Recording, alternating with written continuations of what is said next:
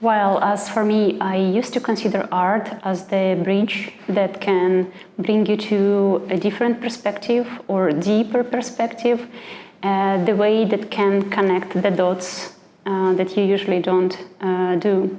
I used to work with mythology, archetypes, and explore the ways how things connected through the times and cultures. And I find that art can be especially effective tool to talk about environmental crisis, because it is like a bridge to unconsciousness where the deepest desires, fears or hopes are living. If we see what we really do with the nature, how we exploit it, maybe we can find better, more sustainable way to cooperate with nature, not to use it.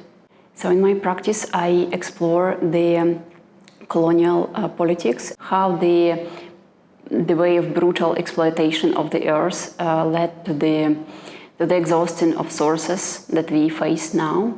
And I do compare different contexts, like Ukrainian and Cyprus are very different ones, but similar in the challenges that we have, like social, political, and ecological ones. So it's fascinating to see how these two countries, being kind of beneficially geographically located, are suffering from this geographic location and suffering because of being so attractive, so rich and fertile in so many ways.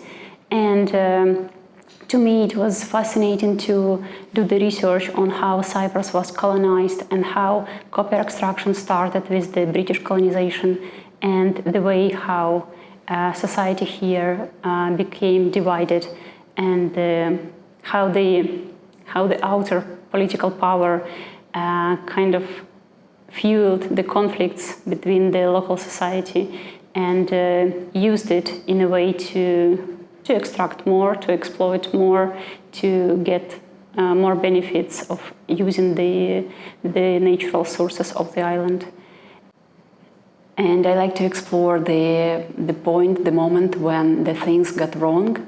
And in case with Cyprus, there was this outer force, the British colonization, which started to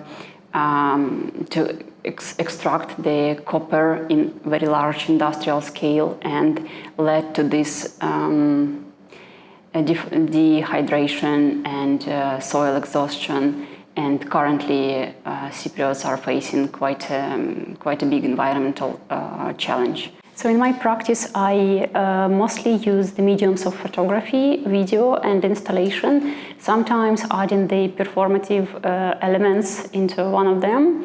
And I am experimenting directly with my artworks, like trying to combine the copper contamination to apply the copper dust to my photographic prints to see how it can destroy my art. During this residency, we went to Levke Lake, the place which is abandoned copper mining area, and to Skouryotisa mine, a place which was a copper mine, but currently it is a nickel power plant.